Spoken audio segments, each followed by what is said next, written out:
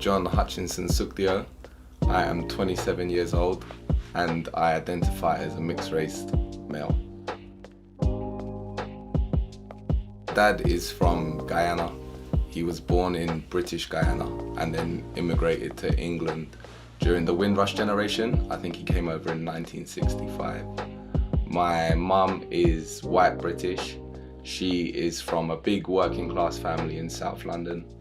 And then, she met my dad up in North London. I grew up with my two sisters and my mum and dad in quite a big household. And my nan and granddad used to sort of support us and help us with childcare when we was younger. So they would often come up and stay with us as well in the house. So it was nan, granddad, two sisters, mum and dad in one big house. Yeah, I definitely did, but at different points in my life. So I'd say in my early stages of life, so sort of primary school up to maybe about 10 years old, I definitely identified a lot more with being white British. And I think that stemmed from having nan and granddad in my house who were white British. They used to sort of enforce on me that I was just British and almost used to sort of disregard any other race that I was and would tell me, you're not Guyanese, you're British. So then that was kind of my identity at home, was just, okay, cool, I'm British. But then I'd get to school and people would often ask me like, where was I from? And I used to tell them like I was British, and people would be like, no, but you're not. And I wouldn't be able to understand as a young man why people wouldn't accept the answer that I was British, although my nan was telling me at home that I was. And then the primary school that I went to was a predominantly white primary school. So there was almost like a lack of identity with other students as well. So you kind of had this need and want to feel like a white British young boy, even though you knew you wasn't because you looked different and felt different. So definitely in my earlier years, I'd say I identified a lot more with being white. But then when I got to secondary school, I went to a secondary school that was a lot more diverse. There was a lot more representation of Caribbean students, and I had made Caribbean friends. And all of a sudden you start to feel a lot more empowered in your own race, and feel a lot more comfortable with being around mixed cultures basically. And then a big part of my own identity changed when I first visited Guyana, when I went back and saw where my family was from when I was 14 years old. And then it's almost been like since that moment, I've definitely felt like I've identified and represented Guyanese culture a lot more than British culture. So it was like two journeys of childhood, from sort of early ages only identifying or wanting to identify as white, and then sort of 13, 14 plus only identifying and wanting to identify as Guyanese. So it's like a sort of tale of two stories. And then I only think as I sort of entered my 20s, you then start to find comfort and accept that you are and you can be both. But I think when I was younger, it was always one or the other, and it was confusing that you didn't fit in either or, if that makes sense. So, yeah. I think one thing that represents that I had an issue with it was we had a public speaking competition when we was in secondary school. I think it was in year 9, and you had to choose one topic that meant something to you, and you had to speak on that topic. And I chose, basically, when I have to tick an ethnicity form, I have to tick other. And for whatever reason, I chose to choose that as my topic of like my public speaking, because it basically made me feel like I didn't fit in anywhere, because on an official government form, I have to tick the box other. And the reason I have to tick the box other is because my dad is from British Guyana, but his heritage is Asian Guyanese, as well as mixed Guyanese he's mixed up, but predominantly Asian Guyanese. So on a ethnicity form, you have Black Caribbean and British or white British. You have Black African and British, or you have Asian and white British, but you don't have Asian Caribbean or Asian and mixed Caribbean. And So all of a sudden you have to tick other and then specify what you are. And that again adds to that sort of issue of not feeling like you fit in anywhere. And because of that, I think it must have played an issue on my own identity, because even on official government forms, I'm seen as an other. So yeah, I think I definitely had that issue growing up, and then that sort of sticks with me throughout. It's just that feeling of not feeling part of one group. You're kind of caught between so many different worlds. I think black culture in my household from a young age was stuff that you was around but didn't really understand that you was around it until you now start to see it as black culture.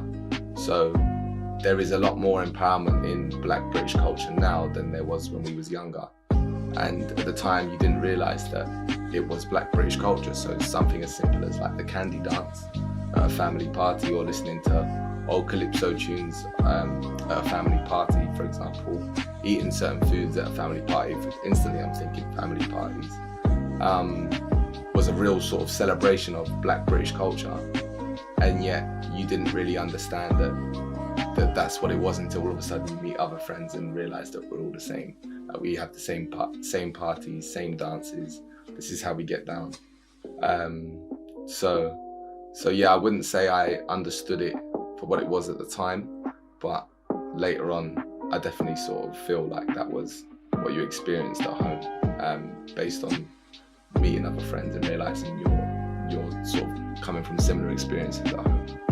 Hi there and welcome to my channel. My name's Ebony, and if you haven't seen my face before, welcome. Thank you for joining me here on my YouTube channel. Today I am going to be talking about my experiences growing up as a mixed race female here in the UK. I am from London, 8, 9, 10 kind of age, and I was at this private school where they taught us Latin, and we had a swimming pool and we had tennis courts and a massive field, and I was on a scholarship there. And I remember really liking a lot of similar things to the kids around me, but I also remember liking things that weren't similar. So a lot of people were at the time loving Harry Potter and Avril Lavigne and things like that, and I loved Harry Potter. But I also had another love, which was S Club 7 and S Club Juniors, and I remember being really harshly bullied for that. I was also really bullied for my like of horses. I befriended another girl in my school who had a horse herself, and she loved horses. It was that kind of school, guys, I'm sorry. It was that kind of school, and I loved horses. I didn't have a horse, I've never had a horse, but I loved them, and I was bullied for liking them as well. And that kind of continued as I grew up, and I came the ages of 12, 13, 14, and a lot of my peers who were black liked a lot of kind of black based music, black artists and things like that, and I just loved S Club 7, I loved the Spice Girls. I liked what I liked, and I was unapologetic. I didn't have any siblings to really tell me what was cool, and so I was shunned a lot from black communities for not being black enough. And I'll really remember that. Because I went to that private school, I had an accent, which you might be able to hear now, but this accent is kind of a progression of being an actor. You kind of have quite a neutral, RP kind of voice. But I remember going straight from that private school into a comprehensive state school and being bullied for my accent and being too posh. I got accused of thinking I was white. I got a kind of a lot of abuse, and it was at that same school that a group of girls who I think meant well, they kind of took me under their wing because I was being bullied and I would be eating lunch alone. They took me under their wing and they told me they were going to give me a makeover and they were going to make me more black. And so so my hair at the time, I don't even remember how I wore it. I don't even know if I have any pictures. If I have pictures, I'll put them on the screen. But they kind of got my hair, they kind of came-rolled it in a kind of black hairstyle and slicked it, and kind of just told me how to act, and you know, they tried to kind of mould me into their idea of what I should be and who I should be. And at the time I went along with it, and I thought it would make me more popular and more likeable, and actually it did for a little bit. And my personality never changed, it was more about my looks. And I remember I fancied this guy in the school as well, and they were like, we're going to do this and you're going to impress him, and you know, it was like what their idea of who I should be, that's what they wanted to make me. then as I got even older and I started going to university or drama school, I, at this point, straightened my hair a lot. I straightened my hair, I didn't wear my hair curly. I think I started straightening my hair from boarding schools, because I remember who taught me how to straighten my hair, and she bought me straighteners for a birthday present. And I started straightening it then, and I didn't really stop, so that was age 16. I didn't really stop until I was out of drama school, and it was so I think I was about 23. So from the ages of 16 to 23, I think I straightened my hair that whole time. My hair was falling out, I was wearing hair extensions, I dyed my hair. I didn't like my hair. I didn't even know I had curls. I didn't even know my hair could look like this. And yes, so I remember when I wanted to kind of get my hair cut, it would be a curly hair specialist I needed to go to.